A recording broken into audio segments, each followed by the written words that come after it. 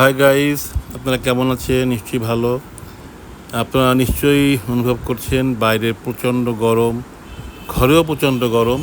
তো এই গরমে বাইরে কাজ করে আসার পরে তা আমরা একটু শরবত খাবো, টক শরবত, আমের শরবত। তো আমের শরবত খেলে আমাদের অনেকটা উপকার হবে শরীরের জন্য। সেজন্য আমি এখন একটু আমের শরবত বানানোর নিয়ম আপনাদের দেখাচ্ছি।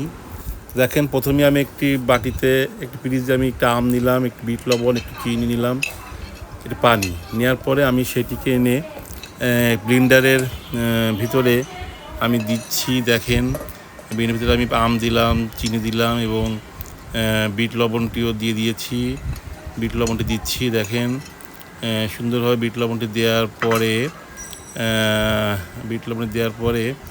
আমি একটু পানি দিব। দেখেন, যে পরিমাণ মতো পানি, খুব বেশিও না আবার কমও না, পরিমাণ মতো পানি দিব।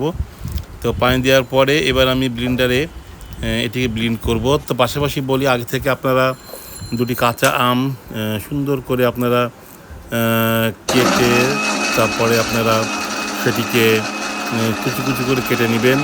নেওয়ার পরে তারপরে সেটাকে আপনারা এরকম ব্লেন্ডারের ভিতরে দেবেন। দেওয়ার পরে একটু পানি দেবেন, একটু চিনি দেবেন, একটু বিট লবণ দেবেন। বিট লবণ দেওয়ার পরে দেখেন আমি ব্লেন্ডিং করে ফেললাম।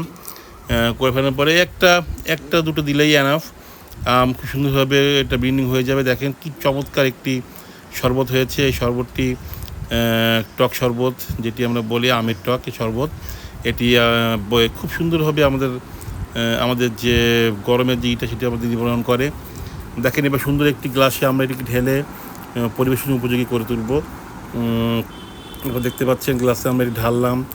ঢালার পরে আমের শরবতটি দেখেন একেবারে পুরো হয়ে গেছে, কোথাও কোনো ছাবা নেই। তারপরে আমরা আম মিক্সড করলাম। ওটা কিন্তু পুরো ব্লেন্ডারে গলে গিয়েছে।